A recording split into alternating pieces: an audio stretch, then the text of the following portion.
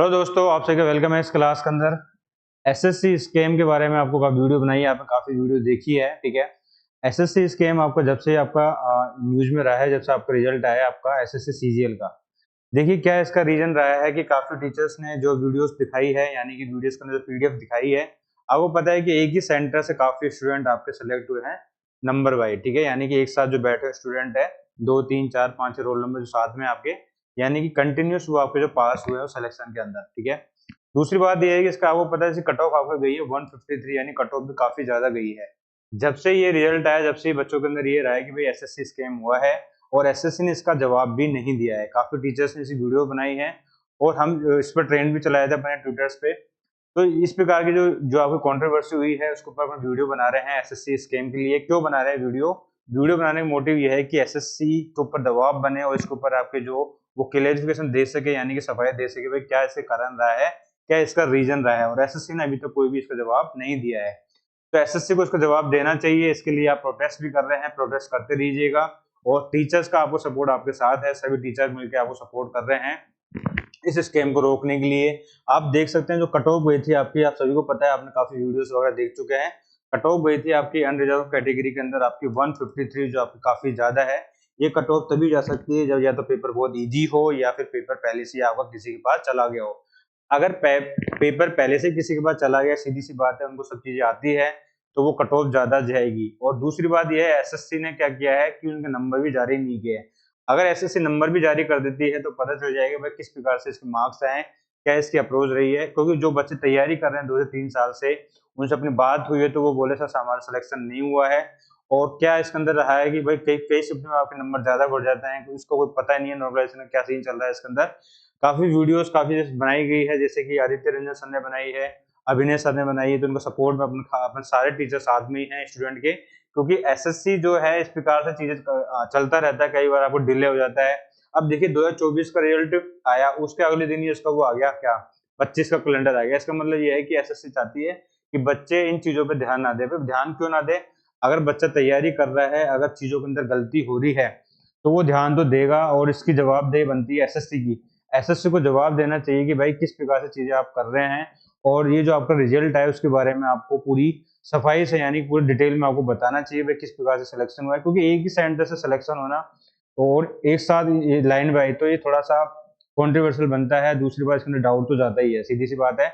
अगर आपको लगता है कि आप सही है, तो एसएससी को इस चीज का जवाब देना चाहिए। जैसे बच्चे के अंदर चीज के प्रति, मतलब जो एसएससी के प्रति जो विश्वास है वो बना रहे। क्योंकि बच्चा अगर गवर्नमेंट जॉब की तैयारी कर रहा है, तो उसका मोटिव ये है कि कम से कम भाई अगर मैं मेहनत करूंगा, अगर मैं मेहनत करूंगा तो मेरा सिलेक्शन होगा, अगर नहीं करूंगा तो नहीं होगा।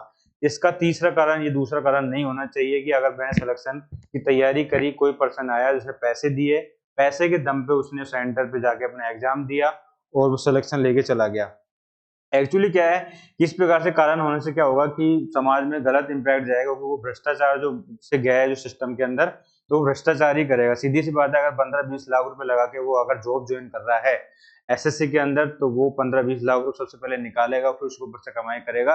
तो सिस्टम एक प्रकार से खोखला ही होगा, ठीक है। तो अगर बच्चे मेहनत करने वाले इसके अंदर अगर जाते हैं एसएससी के थ्रू, आपको पता है कि एसएससी के थ्रू काफी अच्छे डिपार्टमेंट में जाते हैं, जो मेन जो डिपार्टमेंट होते हैं उनके अंदर जाते हैं। तो ये एसएससी के अंदर जो स्कैम हो रहा है, यानी कि जो धांधली सी लग रही है, तो ये आई थिंक ये बड़ी सोचने वाली बात है। ये अपने इंडियंस के हिसाब से, अपने अगर इकोनॉमी के हिसाब से अपन बात करें, अगर अपने वर्ल्ड लेवल पर बात करें, दुनिया कहाँ जा रही है और अपनी चीजों में अपन अटके हुए हैं। दूसरी बात यह है कि एसएससी के जो बच्चे तैयारी कर रहे हैं, जो सपोर्ट कर रहे हैं, जो प्रोटेस्ट कर रहे हैं, तो इसका मोटिव यही है कि भाई हमको इस चीज के बारे में पता चले कि भाई एक्चुअली चल क्या रहा है। और दूसरी बात यह है कि अगर स्टूडेंट तैयारी कर रहे हैं, तैयारी कंटिन्यू रखें। प्रोटेस्ट आपका चल ही रहा है, और टीचर्स आपके साथ है ही। आपको पता है बड़े बड़े टीचर्स, बड़े बड़े यूट्यूबर्स आपके साथ हैं। हमें तो छोटे से टीचर हमने स्टार्ट किया है अभी, तो ठीक है ना। तो इस प्रकार की चीजें हैं कि आपको सपोर्ट के लिए टीचर, चाहे छोटा हो चाहे बड़ा हो, किसी भी का टीचर हो, चाहे ऑफलाइन हो चाहे ऑनलाइन हो, तो सभी टीचर्स आपके साथ खड़े हैं। स्टूडेंट जो एसएससी की तैयारी कर रहे हैं, ठीक है। और एसएससी पे दबाव बनाया जाएगा कि आप डिटेल में इन चीजों के बारे में बताएं। कैलेंडर आपने जारी कर दिया है, कोई दिक्कत नहीं है, लेकिन जो आपने एटलीस्ट जो आपका एग्जाम आपने भर्ती करवाई है, कम से कम उसके बारे में तो बताइए कि कट ऑफ क्यों ज्यादा गई है। और सेंटर में जो बच्चे लाइन बाय आ रहे हैं, जो सबूत दिया गया है, कम से कम उसके ऊपर आप अपना एक पक्ष तो रखो, एक बात तो बताओ कि भाई क्या रहा है, इसके अंदर क्या रीजन रहा है, और उसके जो मार्क्स है उन बच्चों के जो पास हुए हैं उनके मार्क्स जारी किया जाए, ठीक है। तो ये डाउट तो आपको बना रहेगा, डाउट डाउट एसएससी ही दूर कर सकती है, जो भी एक प्रकार से नोटिस निकाल के, ठीक है।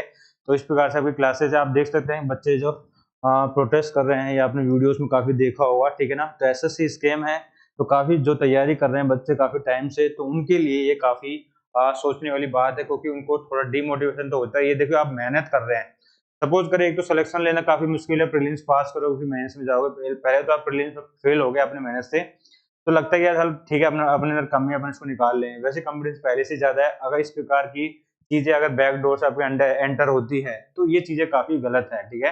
तो एसएससी को इस प्रकार से चीजें अपने बताना चाहिए बच्चों को कॉन्फिडेंस तभी लोगे जब आप चीज में पारदर्शी रखोगे। अगर चीजों के अंदर आप क्लियरिटी रखोगे तभी चीजें आपकी सही हो सकती है। एसएससी के ऊपर बच्चों का ट्रस्ट तभी बिल्ड होगा जब आप चीजों को क्लियरफाई करके चलेंगे, ठीक है। तो बच्चों के साथ टीचर बने हुए हैं, स्टूडेंट जो तैयारी कर रहे हैं टीचर्स आपके साथ है।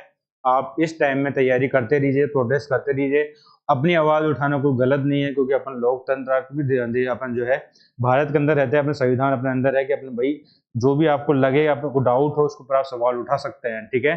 तो डेमोक्रेसी अपन अंदर है, देश के अंदर है, तो डेमोक्रेसी तभी रहेगी जब आप सवाल उठाओगे। सही सही सवाल उठाना जरूरी है, क्योंकि आपने 3 से 4 साल मेहनत करी, उस चीजों को आप जवाब दे बनता है आपका एसएससी अगर एग्जाम करवा रही है तो, ठीक है ना।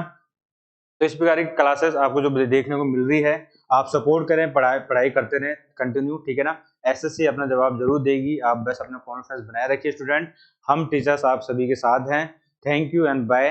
और अब वापस जो आपकी तैयारी, जो आपकी कंटिन्यू तैयारी चल रही है एसएससी सीजीएल के लिए, जो आपका कैलेंडर आया हुआ है उसको आप कंटिन्यू रखें, ठीक है। तो thank you and bye bye.